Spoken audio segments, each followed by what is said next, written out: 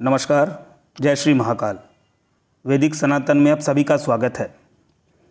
आज का वीडियो बहुत महत्वपूर्ण होने वाला है क्योंकि आज का जो वीडियो है ये कर्म से जुड़ा हुआ है।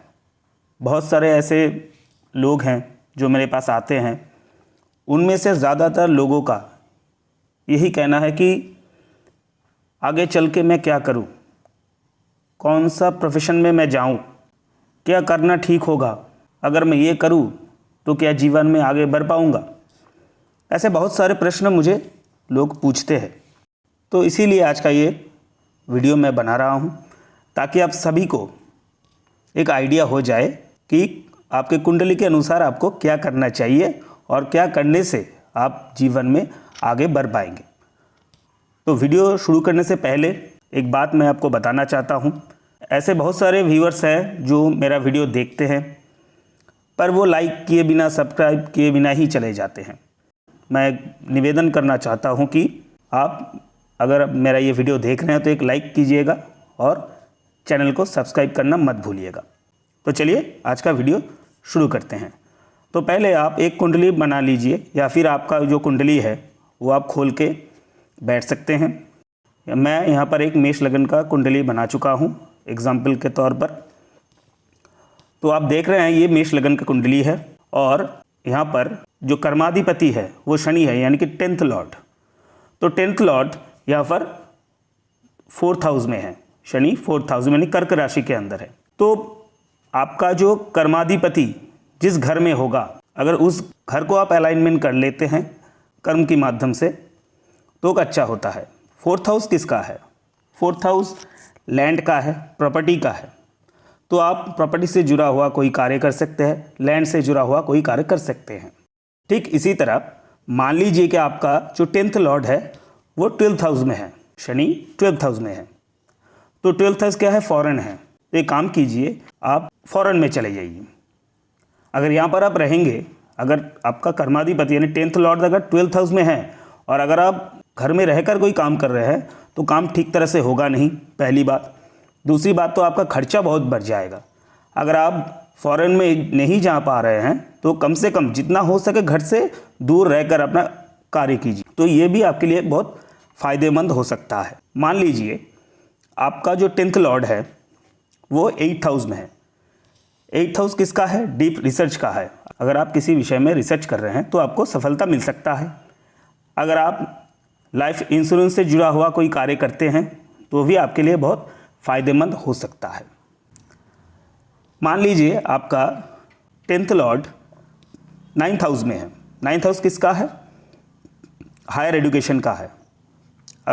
अगर आप शिक्षा से जुड़ा हुआ कोई कार्य करते हैं तो आपको सफलता मिल सकता है। और एक बात आपको जान लेना चाहिए, ये हमारा जो 5th हाउस है ना, ये भी एजुकेशन का है, ये अर्ली एजुकेशन का है। अगर आपका 10th लॉर्ड 5th हाउस में है तो आप बच्चों को पढ़ा सकते हैं, बच्चों को टीचिंग दे सकते हैं। अगर 9th हाउस में है 10th लॉर्ड तो आप हायर लर्निंग करवा सकते हैं या फिर हायर स्टडी में आप इन्वॉल्व रह सकते हैं। तो ये भी आपके लिए बहुत फ़ायदेमंद हो सकता है।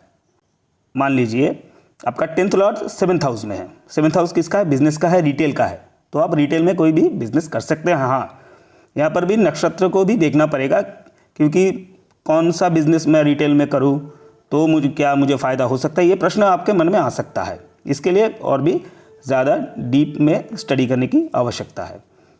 मान लीजिए आपका 10th लॉर्ड 6th हाउस में है। 6th हाउस क्या है? सेवा मूलक कार्य का हाउस है। अगर आप सेवा से जुड़ा हुआ कोई कार्य करते हैं तो आपके लिए बहुत फ़ायदेमंद हो सकता है। मान लीजिए आपका 10th लॉर्ड 3rd हाउस पे है। 3rd हाउस किसका है? कमीशनिंग का हाउस है, शॉर्ट ट्रैवल का हाउस है। अगर आप ट्रैवल से जुड़ा हुआ कोई कार्य करते हैं तो आपके लिए बहुत फ़ायदेमंद हो सकता है। अगर आप कमीशनिंग से जुड़ा हुआ कोई कार्य कर सकते हैं तो भी कर सकते हैं। अगर आपका 10th लॉर्ड लगन में है, लगन क्या है? ये आपको रिप्रेजेंट करता है। अगर 10th लॉर्ड लगन में बैठा है तो वो व्यक्ति हमेशा ही कोई ना कोई कार्य से जुड़ा रहता है। हाँ, कौन सा कार्य उसको करना चाहिए ये देखना पड़ेगा। उसका 10th हाउस में कोई ग्रह है या फिर नहीं, अगर है तो वो किसके नक्षत्र में बैठा है, 10th लॉर्ड किसके नक्षत्र में बैठा है, ये बहुत सारे चीज़ों को फॉलो करना पड़ेगा। एक और बात, मान लीजिए कि आपका 10th लॉर्ड दूसरे भाव में है। दूसरे भाव क्या है? खाने पीने का है। दूसरे भाव लिक्विड कैश का है। तो अगर आप एक रेस्टोरेंट खोल लीजिए, ये भी आपके लिए बहुत फ़ायदेमंद हो सकता है। एक और बात, ऐसा भी कई हॉरोस्कोप में देखा गया है कि कोई ना कोई ग्रह 10th हाउस में बैठा है। इसके ऊपर भी बहुत कुछ डिपेंड करता है। देखना पड़ेगा कि मान लीजिए कि 10th हाउस में आपका बुध बैठा है। बुध का जो कारक तत्व है उसको आपको पकड़ना पड़ेगा पहले, उसके माध्यम से आपको कोई कार्य करना होगा। मान लीजिए जुपिटर बैठा है। जुपिटर क्या है? न्याय का ग्रह है, सच्चाई का ग्रह है, धार्मिक ग्रह है। तो आपको जो भी काम करे आपको सच्चे दिल से करना होगा, सद्भाव रखकर करना होगा। अगर बुध बैठा है 10वें भाव में, दिमाग से सोचकर आपको कार्य करना होगा। मान लीजिए आपका 5th लॉर्ड 10th हाउस में है। 5th हाउस आपका ग्लैमर को रिप्रेजेंट करता है। तो अगर आपका पंचम अधिपति 10वें स्थान पर बैठा है तो आप ज्वेलरी शॉप खोल सकते हैं, इमिटेशंस का दुकान खोल सकते हैं। मान लीजिए शुक्र बैठा है। शुक्र किसका है? शुक्र लग्जरी है। शुक्र अगर आपका 10वें भाव में बैठा है तो आप लग्जरी आइटम का कोई शॉप खोल सकते हैं। तो इसी तरह के बहुत सारी चीज़ें हैं, बहुत सारे एंगल को फॉलो करना पड़ता है। तो ये एक एवरेज परीक्षण मैंने आपको दिया कि आपको जीवन में क्या करना चाहिए। अगर आप गौर से सोचेंगे तो आपको ये पता चलेगा कि जीवन में कभी ना कभी आपका जो डेस्टिनी है उसको इर्द गिर्द ही आप घूमते रहते हैं, या फिर अगर मान लीजिए आप एक प्रोफेशन में हैं, उससे आपको थोड़ा बहुत फ़ायदा हो रहा है, पर दूसरा बिजनेस करने की भी आपके मन में इच्छा होता है। और वो किस चीज़ का बिजनेस है वो आप कुंडली उठाकर देखिए, आपका 10th हाउस में कौन ग्रह बैठा है या फिर 10th लॉर्ड किस हाउस में जाकर बैठा है, तो आपको वो आंसर मिल जाएगा। तो ये था आज का विषय।